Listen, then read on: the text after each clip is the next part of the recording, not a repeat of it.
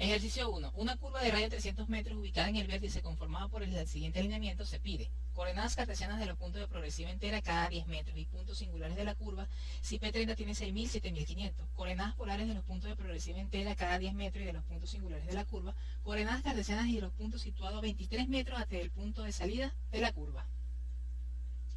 De la siguiente información podemos recuperar los siguientes datos. R, 300.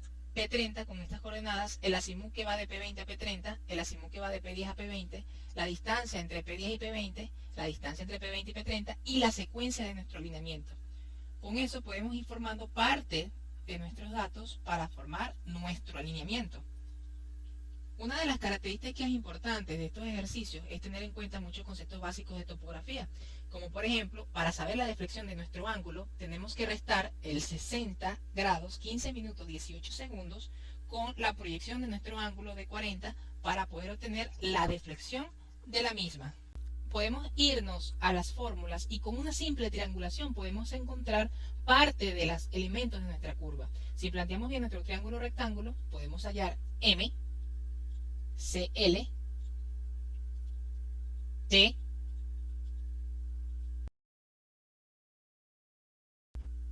ahora, con nuestros datos ya obtenidos, podemos hallar a LC, sustituyendo todos los valores que ya tenemos un valor de LC de 104,817 metros. Nota, las progresivas de P10 será 0 más 000, para dar inicio al replanteo de la circunferencia en este ejercicio. La progresiva de TE será la distancia que hay de P10 a P20 menos la tangente.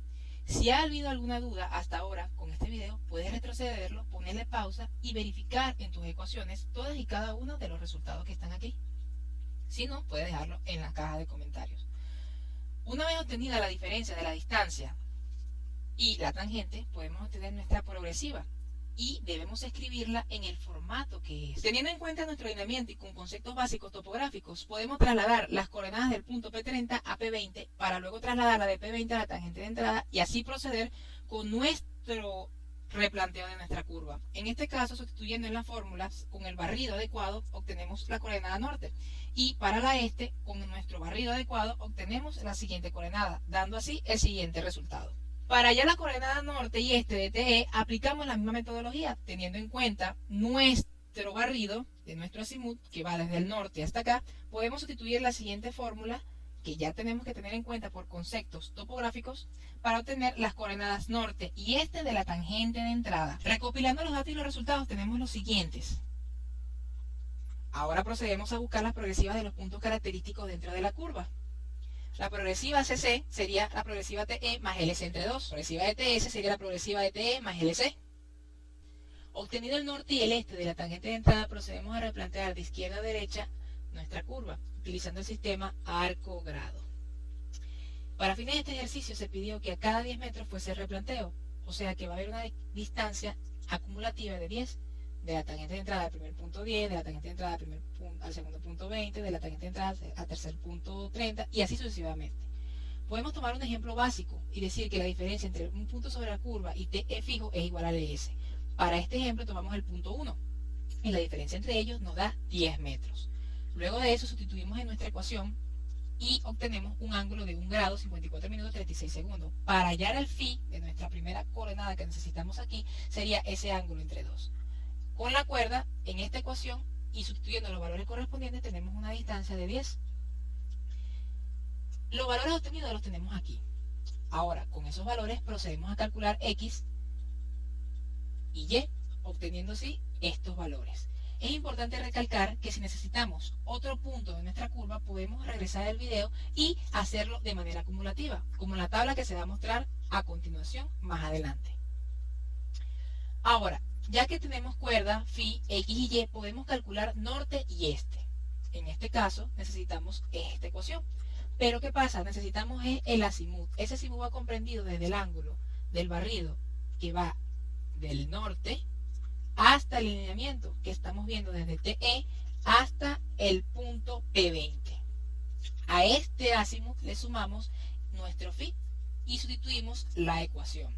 Con el norte conocido más la distancia, que en este caso es la cuerda que hay, y el coseno del ángulo buscado, obtenemos el primer norte. sustituyendo el mismo procedimiento, encontramos este. Y así podemos obtener el punto que estamos buscando. Como podemos observar en la tabla, tenemos todos los valores replanteados a cada 10 metros. La última pregunta pide un punto característico 23 metros antes de la tangente de salida. Si restamos la progresiva de la tangente de salida con 23, nos da esta coordenada. Utilizando los ejercicios explicados anteriormente, podemos hacer la diferencia de la tangente de entrada con esto y llenar cada uno de nuestros valores. Curva de radio de 300 metros ubicada en el vértice conformado por los alineamientos mostrados en la tabla a continuación, y nos piden en la pregunta A coordenadas cartesianas de los puntos de progresiva entera cada 10 metros y puntos singulares de la curva.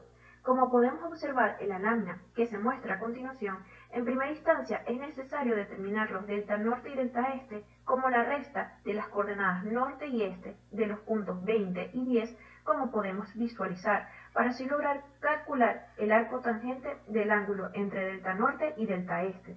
Ahora, es necesario determinar el azimut del punto 10 al punto 20, como se puede observar en la lámina. De igual forma, se obtiene extendiendo el alineamiento entre el punto 10 y el punto 20. Se logra obtener el ángulo entre ellas, pudiendo finalmente calcular la subtangente OT y la longitud de la cuerda OLC. Las coordenadas cartesianas calculadas, como las podemos observar en la lámina, dependen de un ángulo θ, calculado en radianes como la relación de la longitud tomada desde un punto inicial llamado TC, la cual irá aumentando progresivamente y acumulativa a medida que se vaya avanzando en la curva una longitud igual a 10 metros. En la pregunta B nos piden determinar las coordenadas polares de puntos de progresivas enteras, los cuales vienen representados por φ o ángulo de cuerda corta y C o cuerda corta. Cabe destacar que tanto los ángulos θ y de deflexión están representados en radianes, como podemos observar. En la tabla anexa podrán visualizar todos los valores, tanto de las progresivas enteras como puntos singulares y sus valores. Y finalmente nos piden en la pregunta C las coordenadas cartesianas y polares de un punto situado 23 metros antes de la salida de la curva. Se debe tener presente que el punto de referencia para determinar la longitud de la cuerda hasta el punto buscado se referencia desde el punto TC, indicándonos que se debe tomar el valor de la cuerda larga y restar la distancia de ubicación del punto dado, para así obtener una longitud final igual a 81,385 metros. El ángulo θ se determina como la relación de la longitud entre el radio de la curva, siendo el resultado final una expresión en radianes. Finalmente, se sustituyen los valores tanto en las ecuaciones de coordenadas cartesianas como coordenadas polares.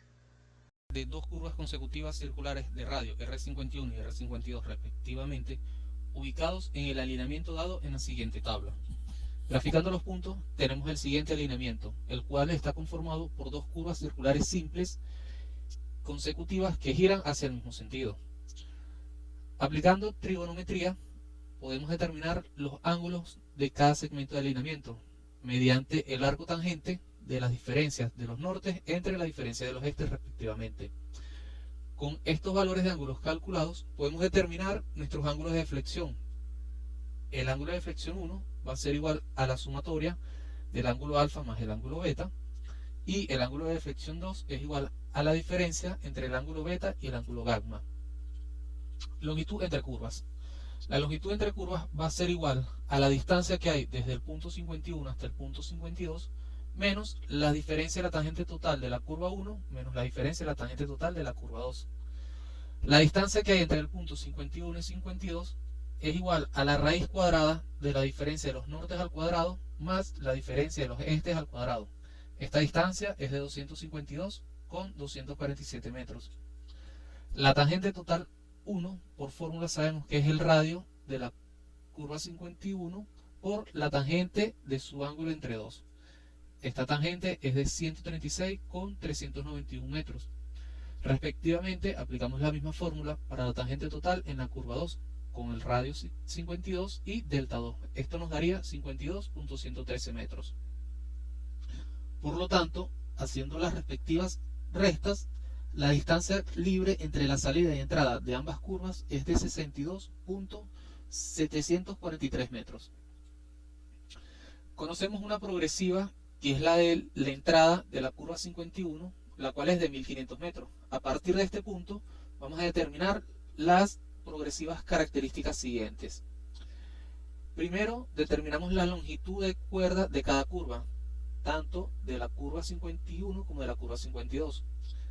La de la curva 51 es de 260 con 110 metros y la curva 52 es de 103 con 642 metros. Ahora procedemos a sacar las progresivas de los puntos característicos. Las del centro de la curva 51 es igual a la progresiva en la entrada más la mitad de la longitud del círculo. La de la salida de esa misma curva es igual a la progresiva del centro de esa curva 51 más la mitad de la longitud del círculo. De manera análoga, para determinar la progresiva de entrada en la curva 52, ahora tomamos la progresiva de la curva 51 como referencia y le sumamos la distancia que hay libre entre entrada y salida de una curva. Igual que en el paso anterior, para calcular el centro de la curva y la progresiva de la salida, sumamos la mitad de la longitud de ese círculo respectivamente. Esta solución en el presente alineamiento nos da como consecuencia que la salida de una curva hasta la entrada de la otra se considere, digamos que corta.